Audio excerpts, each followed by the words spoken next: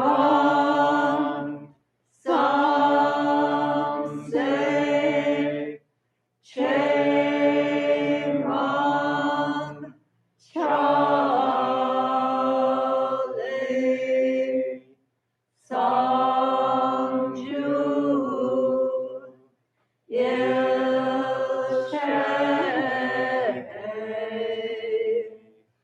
Sangaya,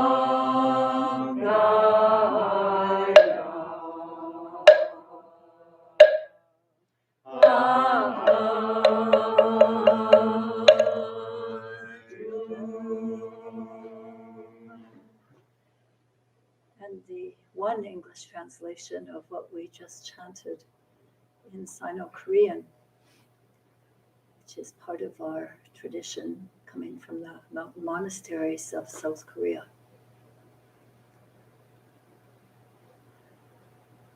I go for refuge to the Buddha. I go for refuge to the Buddha, and resolve with all beings. and resolve with all beings. I will cultivate a heart of enlightenment. I will cultivate a heart of enlightenment. And realize the great way. And realize the great way.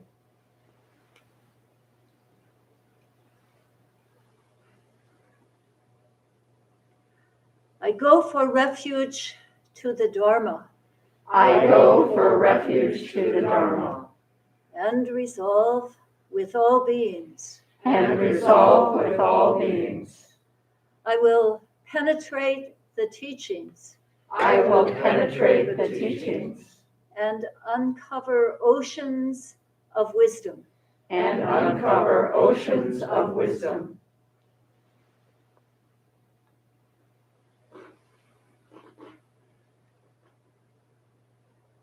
I go for refuge to the Sangha. I go for refuge to the Sangha. And resolve with all beings. And resolve with all beings. I will seek peace and happiness for the many. I will seek peace and happiness for the many. And transform this world into Buddha lands unimpeded. And transform this world into Buddha lands unimpeded.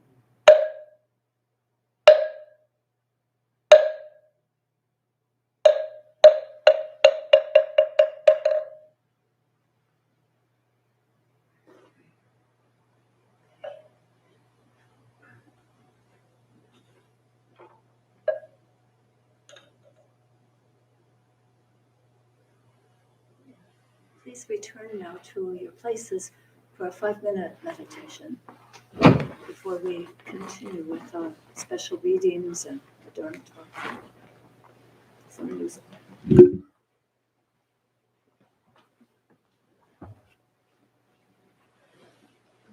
So please compose yourself. You are a seeker. And that means when you meditate, taking care of your body. Try to have your knees and buttocks forming a stable triangle so that you can sit aligned, stable.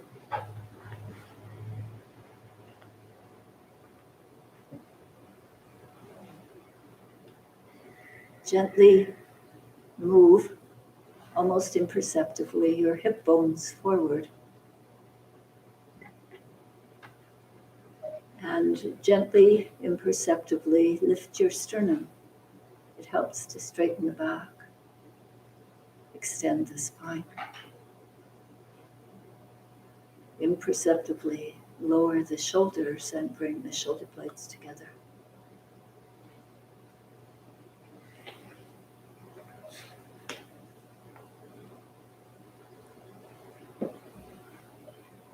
Hold your hand mudra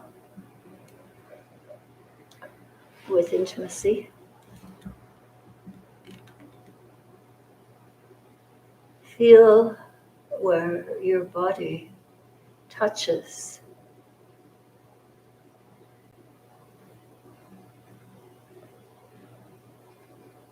connects with gravity and the earth.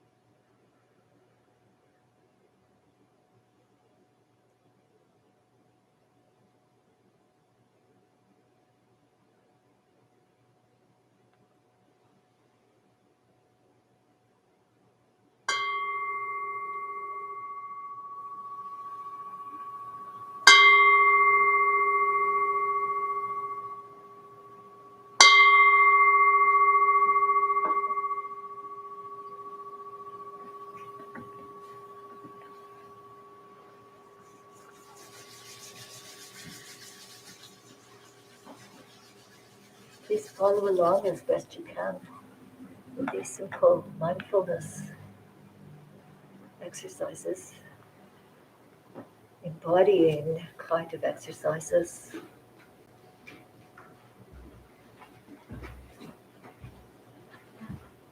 Taking the earlobes and pulling down. Then taking the knuckle of the first finger and putting it just under the nose. So kind of. And then lean forward, stretching the spine out and back, head up.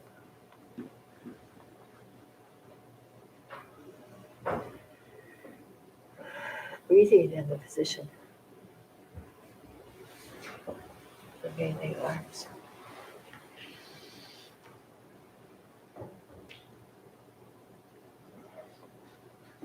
And exhale, folding forward.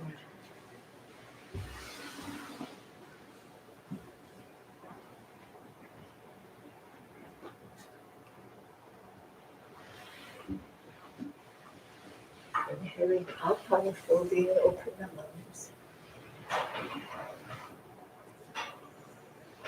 And exhale to the left.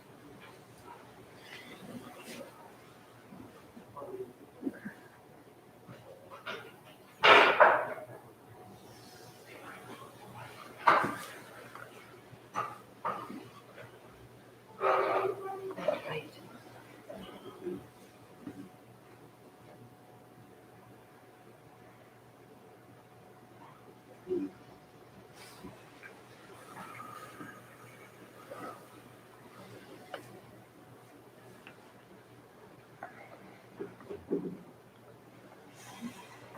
And again. Forward.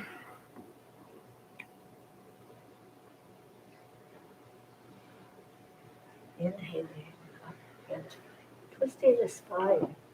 Keep the body straight. Turn deeply to the left. Eyes as far as they can go to notice them. The other way.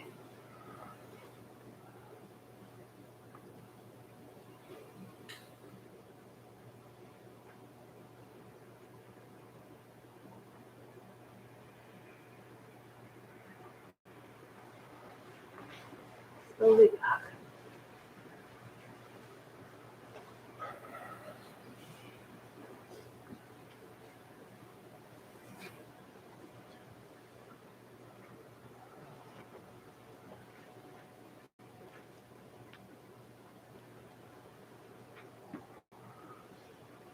Then change direction. Skipping slow. Fully present with the body.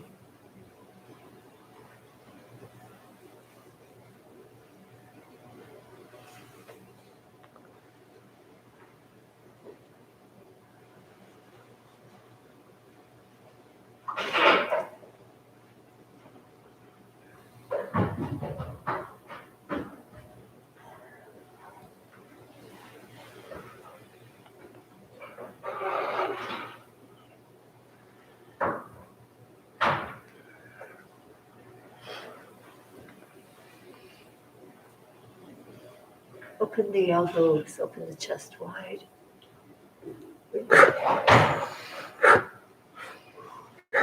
Inhale. Exhale.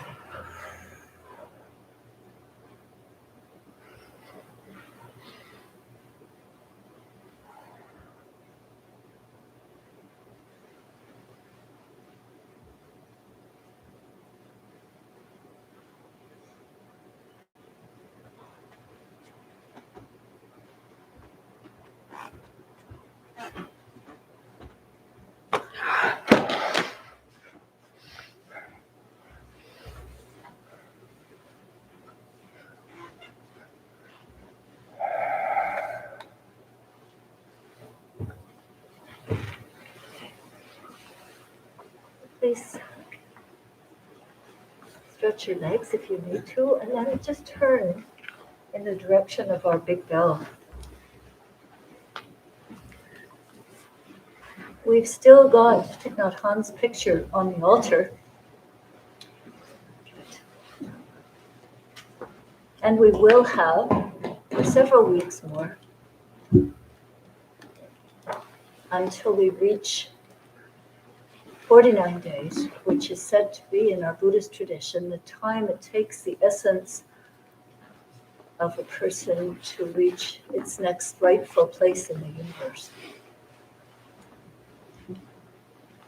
And we're going to be remembering Thich Nhat Hanh just as his community is doing right now. If you've been following on the broadcasts on the YouTube, some beautiful ceremonies, beautiful chanting, very lovely, simple talks in appreciation, and many pictures that are inspiring.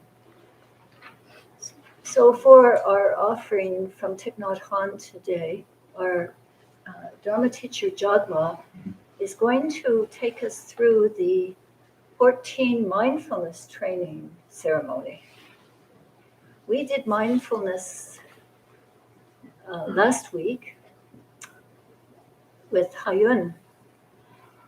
And this week we'll take it, if you were here, you'll see that these mindfulness trainings are broader in their breadth. So I'll leave to Jagwa to introduce.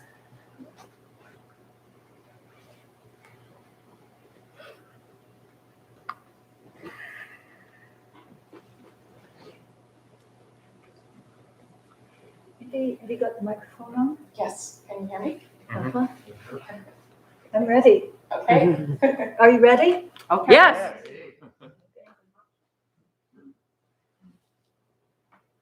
So today I have been asked by the community to recite the 14 mindfulness trainings. I asked the community for spiritual support. Please, brothers and sisters, Dharma family, listen. The 14 mindfulness trainings are the very essence of the order of interbeing. They are the torch lighting our path, the boat carrying us, the teacher guiding us. I ask the community to listen with a serene mind. Consider the mindfulness trainings as a clear mirror in which to look at ourselves. Say yes, silently, every time you see that in the coming days you intend to practice with this mindfulness training, making an effort to study, practice, and observe. Brothers and sisters, Dharma family, are you ready? Yes. These then are the 14 mindfulness trainings of the order of interbeing. The first mindfulness training is openness.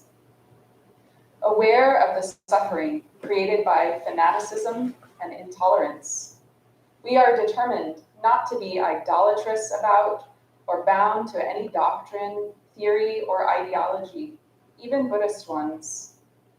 Buddhist teachings are guiding means to help us learn to look deeply and to develop our understanding and compassion. They are not doctrines to fight, kill, or die for. This is the first mindfulness training of the order of interbeing. Will you study, practice, and observe it in the coming days as you listen to the bell, taking 3 slow, deep breaths?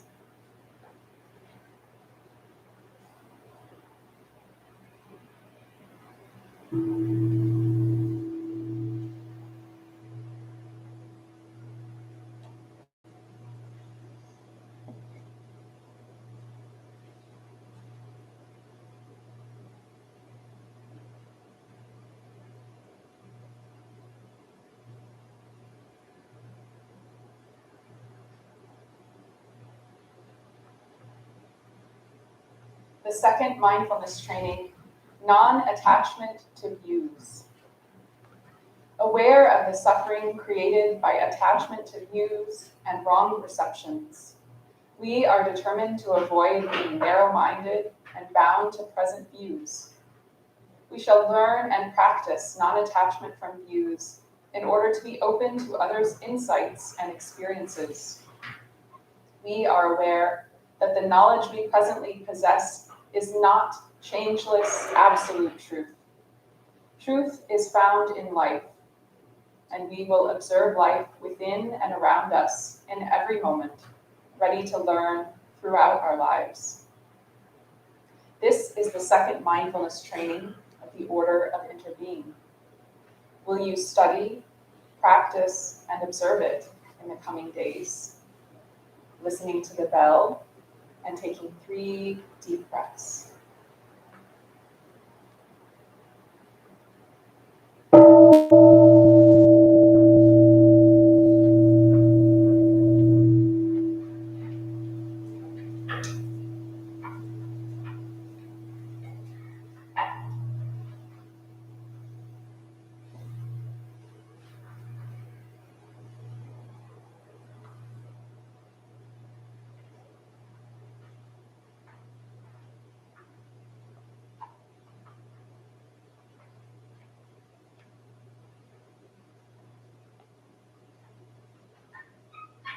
The third mindfulness training, freedom of thought. Aware of the suffering brought about when we impose our views on others, we are committed not to force others, even our children, by any means whatsoever, such as authority, threat, money, propaganda, or indoctrination, to adopt our views. We will respect the right of others to be different and to choose what to believe and how to decide.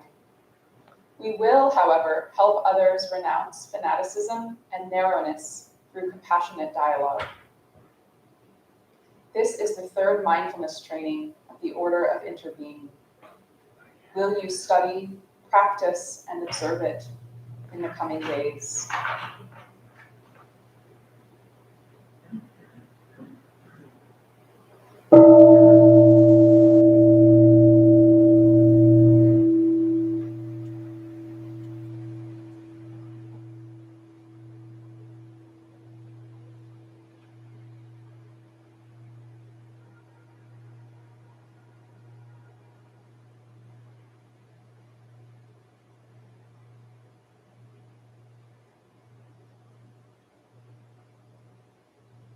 The fourth mindfulness training, awareness of suffering. Aware that looking deeply at the nature of suffering can help us develop compassion and find ways out of suffering, we are determined not to avoid or close our eyes before suffering. We are committed to finding ways, including personal contact, images, and sounds, to be with those who suffer, so we can understand their situation deeply and help them transform their suffering into compassion, peace, and joy. This is the fourth mindfulness training of the Order of Interbeing. Will you study, practice, and observe it in the coming days?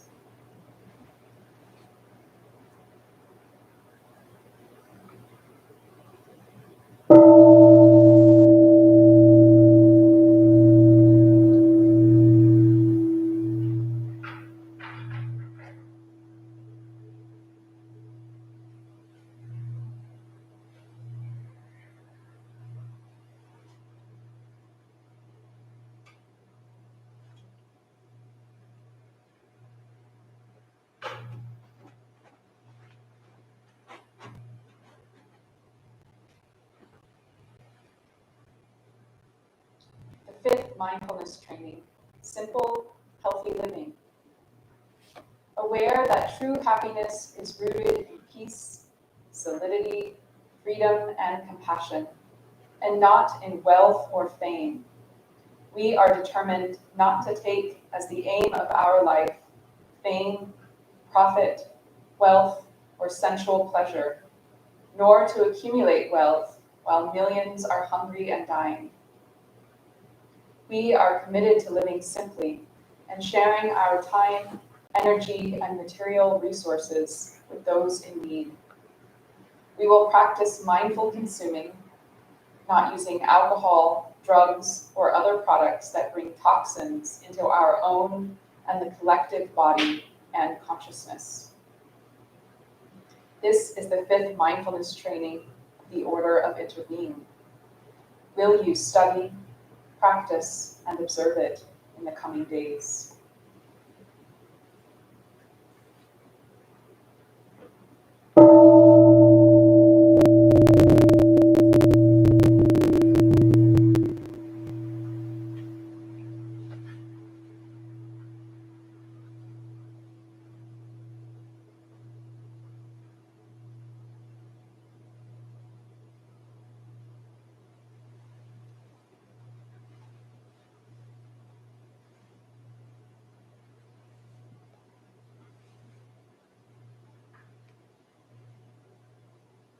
The 6th mindfulness training, dealing with anger. Aware that anger blocks communication and creates suffering, we are determined to take care of the energy of anger when it arises, and to recognize and transform the seeds of anger that lie deep in our consciousness. When anger comes up, we are determined not to do or say anything, but to practice mindful breathing or mindful walking and acknowledge, embrace, and look deeply into our anger. We will learn to look with the eyes of compassion at those we think are the cause of our anger. This is the 6th mindfulness training of the Order of Interbeing. Will you study, practice, and observe it in the coming days?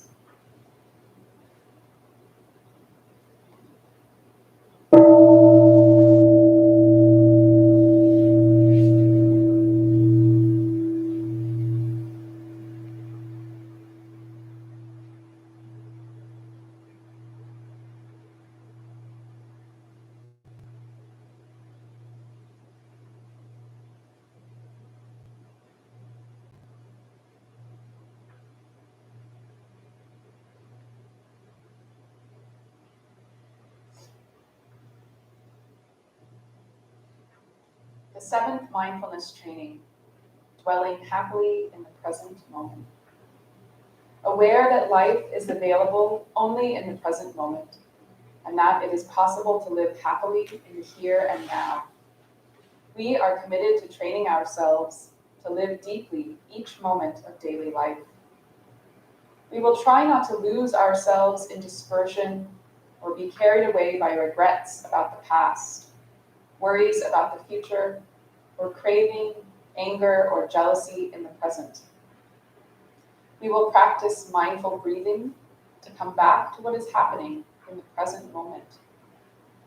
We are determined to learn the art of mindful living by touching the wondrous, refreshing, and healing elements that are inside and around us, and by nourishing seeds of joy, peace, love, and understanding in ourselves, thus facilitating the work of transformation and healing in our consciousness.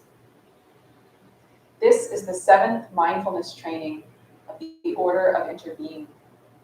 Will you study, practice, and observe it in the coming days?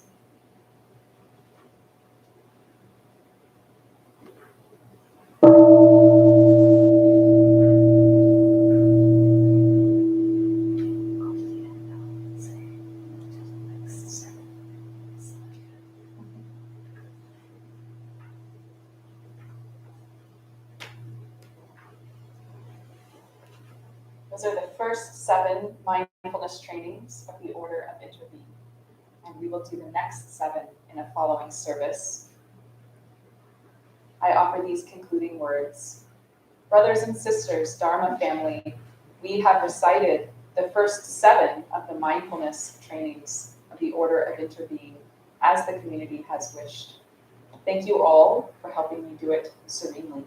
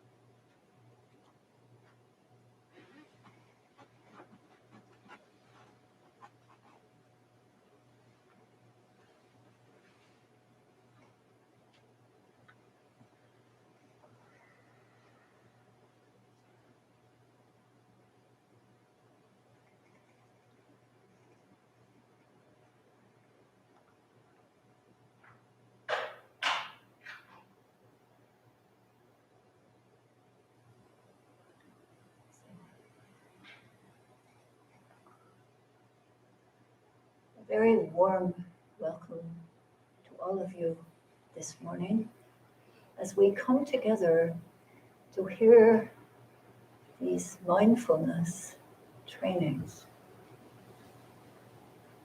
So relevant. And also, we come together to acknowledge the Lunar New Year, usually celebrated close to the full moon, the second full moon after the winter solstice. Originating in Asia, a very special time because in some countries a little closer to the equator, it means the beginning of spring, or we look to spring. Here, it doesn't seem quite so close. So the rest of our service will be a little bit dedicated to this Lunar New Year, a new start. Of course, that's for every day.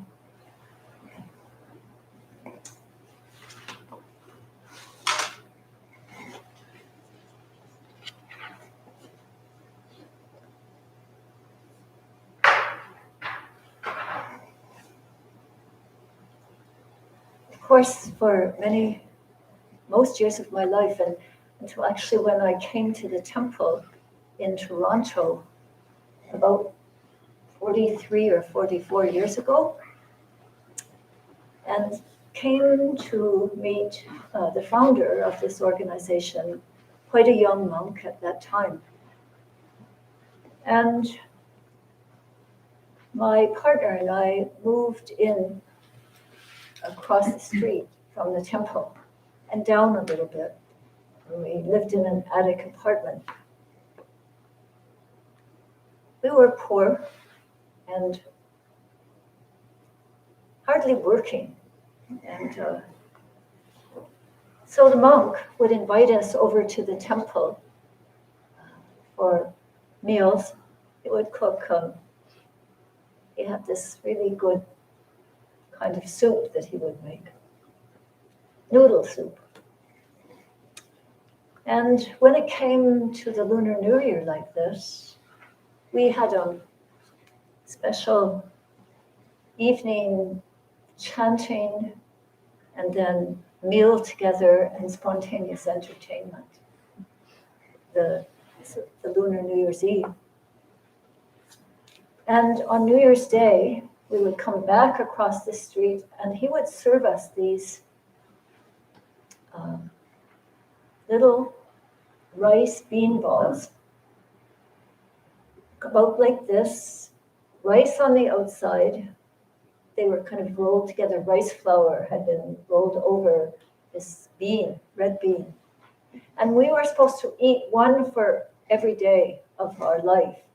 So at that point, I think I might have been eating like 35 of these things. And they were not good. It wasn't like eating donuts. But for Sunam, it was very tasty. He thought it was just wonderful. And we had kind of got used to it. It was like a special ritual that we would do on New Year's Day. And then 43 years ago, on New Year's Eve, I was hugely pregnant, kind of expecting our baby anytime. Even so, we went to the service and we chanted, and the chanting was largely for world peace. And we still do that.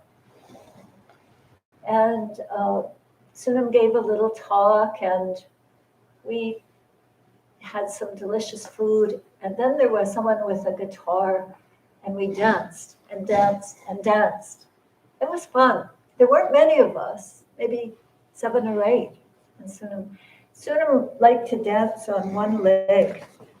So he would always hop around and laugh and laugh. The rest of us had more conventional kind of dancing. And then that night, there had been a lot of snow and it was really cold. We walked out from the temple. It was in a basement apartment on Markham Street and in Toronto, and had to climb over the snowbank to get on the road to go across the street, to climb over another snowbank, because all the snow had been plowed to the side. And then to walk up the stairs of this very old house that we lived in to the attic apartment. And of course, because of all those shenanigans, I started to get labor pains at about 2:30.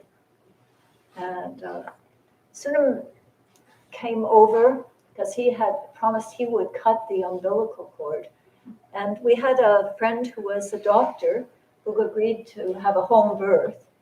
And one of my Dharma sisters was there too. And they came and went because it took a while to go through all the labor, but it was about 9 o'clock. I think of it like 9 o'clock today, although this is not Lunar New Year this year, it's actually on Tuesday, that I was in a futon, lying on a futon, because we had a very simple little apartment, not much furniture, very bare living, with a new daughter. So and now she's 43, celebrating her 43rd birthday with her sister and her best friend. They've gone on a little holiday together at my younger daughter's ski cabin. Yeah. So this is a very special time of year for me, the birth of my first child. And it's also a very special year for people in Asia. Traditionally, they visit their parents. It's a holiday, and especially have recognized their gratitude for their parents and grandparents and all of that. But we were told yesterday when we were talking with Ansu Cho, a good friend of our Sangha, who is a teacher of Buddhism at Seoul University, that there's not so much paying attention to the parents and grandparents these days, that there's more going a little bit on holiday when they have 5 days off. Yeah. So I'd like to invite the next part of the service will be maybe a little story about a tiger, because it's a year of the tiger. And then to have a special musical offering. This is usually on special occasions. We ask Sangha to give a musical offering or some other kind of offering, special dance, poem, etc. And then we'll do a little Wa Sungjung chanting, which is the chanting for world peace. Wow, seems like not enough time for all of that. So I guess I'll speed up the story of the tiger to start with. So we brought this tiger over. It hangs in our Sangha house. And the tiger is a very kind of auspicious animal in that it is very courageous, very courageous. And the story in our Zen tradition is if you compare a dog and a tiger, when you throw a stick, the dog runs after the stick, but the tiger jumps and gets the thrower of the stick. So in other words, the tiger really goes for what needs for the wisdom kind of situation. So here's the story in a nutshell. I could draw it out to be maybe an hour long, but I'll try for 5 minutes.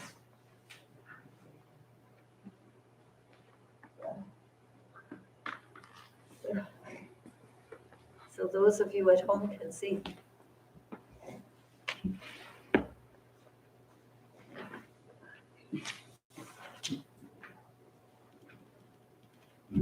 Okay, so once upon a time, there was a small family in a small village in Asia where difficulties, weather, wars were pretty common. And a woman remained at home while her husband went to fight, had been conscripted to fight. And she worked hard in her small place, raising children, growing garden, taking care of everything. And they were so happy when their father, her husband, came home from the wars. Unfortunately, he was home, but he was not well. He suffered a great deal of kind of trauma from being in the war. I think we know how that is because there's lots of us today who have similar experiences. And she tried her best in every way to help, and the months went by, and he was in a state of deep depression. Could not help the family as the family tried to help him. So the wife, the mother, was at her wit's end and decided to go to the village shaman, a woman, to see if she had some kind of medicine that could help her husband. And so she went, and she kneeled down with the shaman and said, I so want to help my children's father and my husband. Is there some medicine? And the shaman said, there is some medicine that can help. But there's one ingredient missing. Maybe you can get it. And so the woman is very happy. Wow, there's something that I can do to help. And so, yes, what is it? And the shaman said, we need a tiger's whisker. And the woman said, well, how can I possibly get a tiger's whisker? So the shaman said, you have to figure that out. It's very difficult. She was determined. So she went to a man in the village who walked the hills and forests and who knew the tigers, who knew the animals, who knew the birds. And she said, where can I find a tiger? And he told her of a place that a tiger lived in a cave up the mountainside and around the ridge. Well, how can I get a tiger's whisker? It's all very well to know there is a tiger. How do you get a whisker? And he said, I do not know. I do not know. So the woman thought deeply, and she knew perhaps that tigers get hungry, and if she could prepare some really good tiger food, she might be able to somehow tempt the tiger and get the whisker. I mean, it seems almost impossible, eh? Yeah, think about it yourself. So she went to the tiger guy again, the one who told her where the tiger was, and he said, well, tigers really like this kind of meat. And so if you could get that.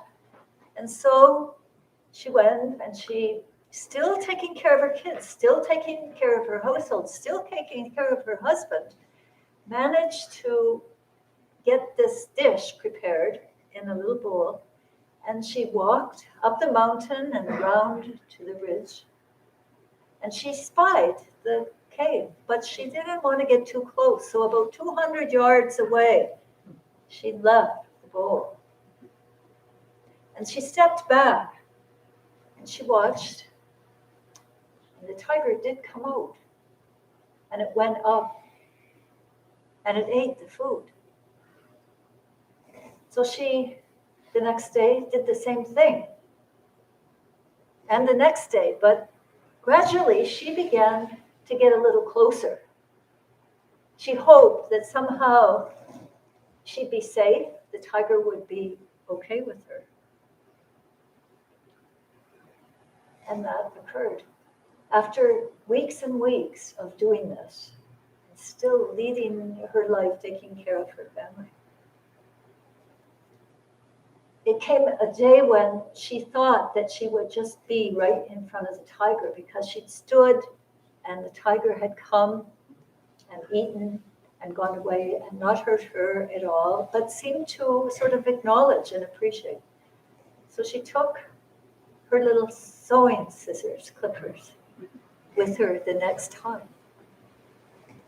And when the tiger got up really close, she whispered, "My dear tiger, could I please have one of your whiskers?" And the tiger stayed, and she took her scissors up and clipped them. Clipped one. She was so happy. The tiger went. She went right to the shaman and went up, almost burst into her home and said, "I've got the whisker! I've got the whisker!" "Ah, you've got the whisker," said the shaman. And she took the whisker and the woman over in front of the fireplace. She said, she threw the whisker in the fire. And the woman was just appalled. "What are you doing? I have been extending my full efforts, and you're throwing away the secret ingredient for the medicine," you said. "The only ingredient we needed." And this woman, the shaman, the medicine woman, turned to her and said, "You are the special ingredient for the medicine."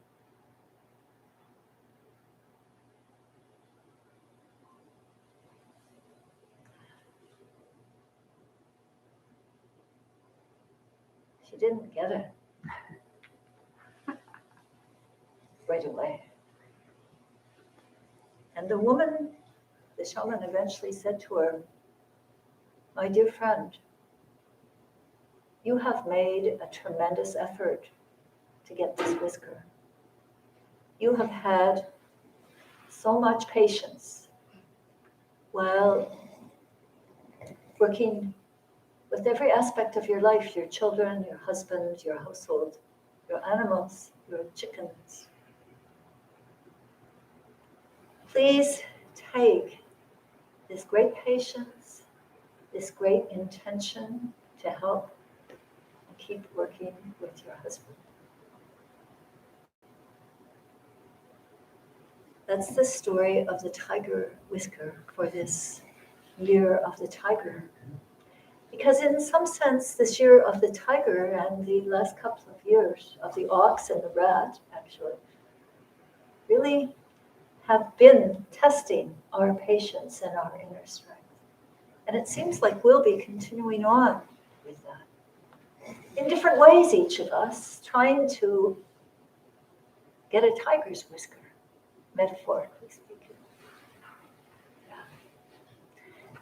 So that's the story of the tiger's whisker.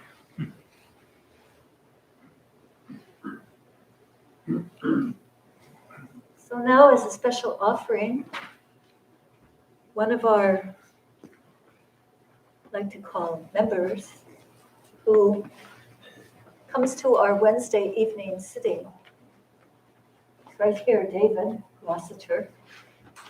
He's a musician, and he teaches music. And he has a special music offering on this occasion of the Lunar New Year Eve, practically, of the tiger. So David, he has a instrument. You can use guitar. Thompson, can you help David too, please? I hope he'll introduce the song that he's written. It's his own song, himself, because there's a nice story that goes with it. And it's actually about our practice, our meditation practice. So listen carefully.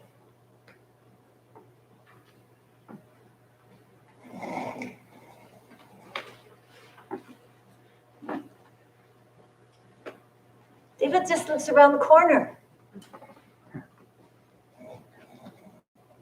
David, would you please introduce the song? Sure. I will. Thank And you. do you think it would be helpful to have the microphone?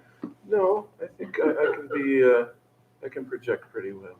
Can you? Because Or you could hook it right here. That would be great. just because sometimes we miss a Sure. lot Yeah, I don't want that. when we're wearing masks and you're wearing masks. Perfect. So greetings, everyone. It's been my. I would just put it Yeah, right I on the think stand there. you can take your mask off. Okay. It's been my honor to participate in some of the Wednesday evenings, and it's been a great benefit to me and got me thinking in ways that I haven't thought about in a while. So it's been very valuable to me, and I thank you for that. And I would. How'd you ask me if I would do this, and I said of course, and we were thinking about possible songs that I would do, and then I realized I'm a songwriter, and so maybe I could just write something. And so I started working on a very simple song, almost a ditty, but it has to do with meditation and my relationship to it. And in the midst of this, one night I had a very severe leg cramp at about 3 o'clock in the morning, and had to get out of bed and start walking around just to get rid of it. And it happened to be that really cold Tuesday night, maybe last week, when it was -2 degrees.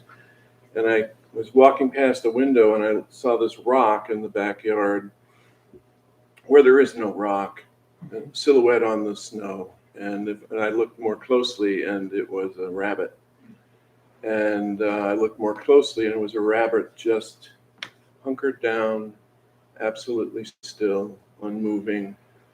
And there are many places in the yard where the rabbit could take refuge, underneath or behind, but out in the middle of the yard, in the snow, just there.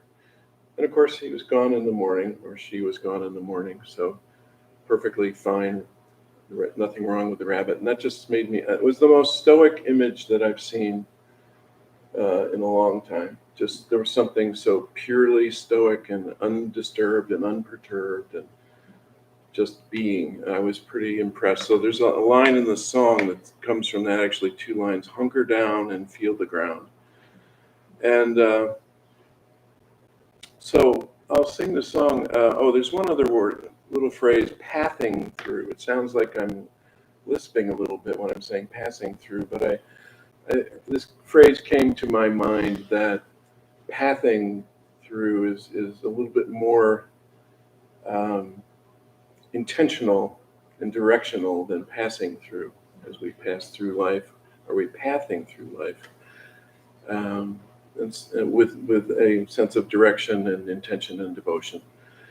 If you'd like to, there's a very simple chorus that goes,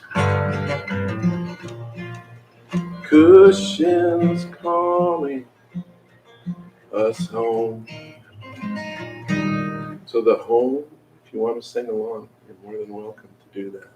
It sounds to me like a little bit like Om, and someone who grew up in the 70s, I can relate to that. So I'll try and sing out. This is about the cushion. I brought my cushion. I've had this for about 40 years, and I brought it. This is the first time I've actually sat here. And I have a love-hate relationship, and sometimes it is like a rock. It's not cushy at all. But I've carried it with me my whole life, it seems like. So cushion's calling. So it calls out to me to sit and be with it. Sit real still, breathing out. No space time, straight the spine. Cushions calling, cushions calling, cushions calling us home.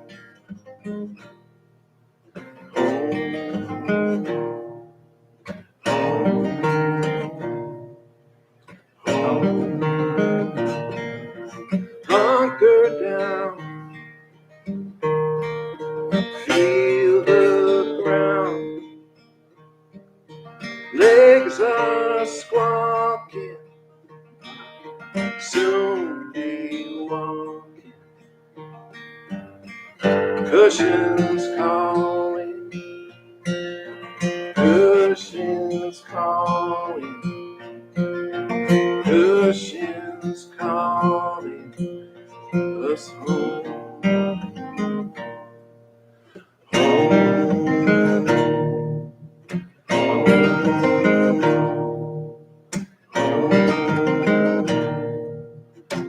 The way is clear, darkness near, pathing through,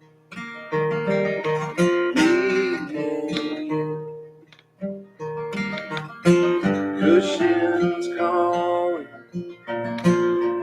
cushions calling, cushions calling us home. Home,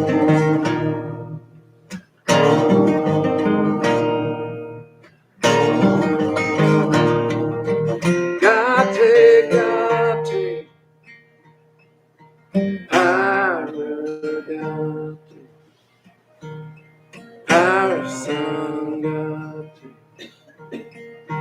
Bodhi's fall, cushions calling,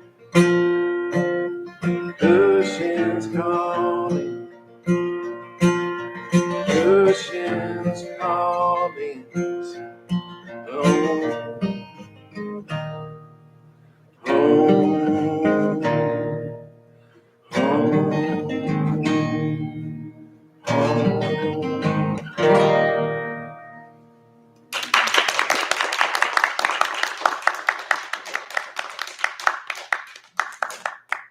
Thank you for the beautiful lyrics, really. Home, home, home, and lots of more beautiful music.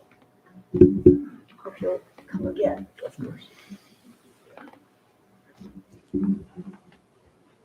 Okay, just a little bit, we're just a little over time. If you have to go, you have to go. If you can stay, yippee.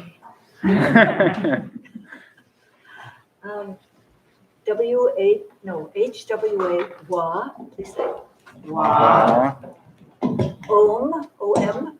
Om. Sung, Sung. jung. Jung. Wa, om, sung, jung. Wa. Om. Sung. Jung. Wa, om, sung, jung. Wa. Om. Sung. Jung.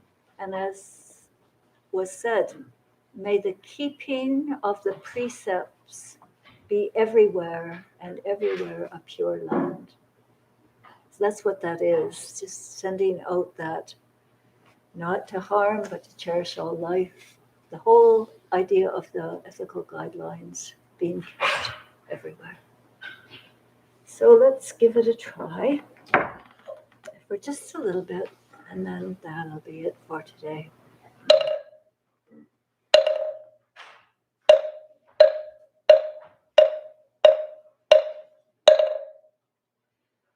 Om Sum Jung. Om Sum Jung. Om Sum Jung. Om Sum Jung.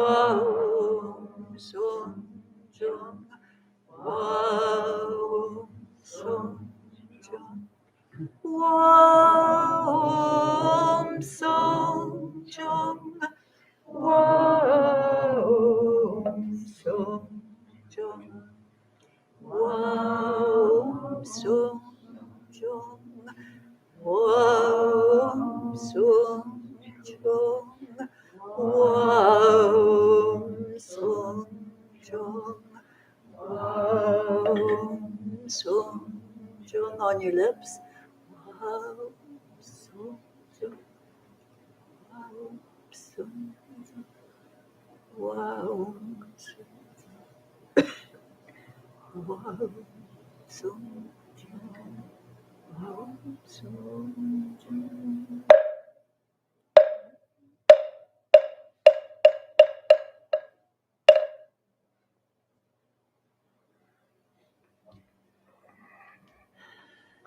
For great vows, please join me as you know them. All beings, one body. All beings, one body. I vow to liberate. I vow to liberate. Blind passions, one root. Blind passions, one root. I vow to terminate. I vow to terminate. Dharma gates, one mind. Dharma gates, one mind. I vow to penetrate. I vow to penetrate. The great way of Buddha. The great way of Buddha. I vow to realize. I vow to realize.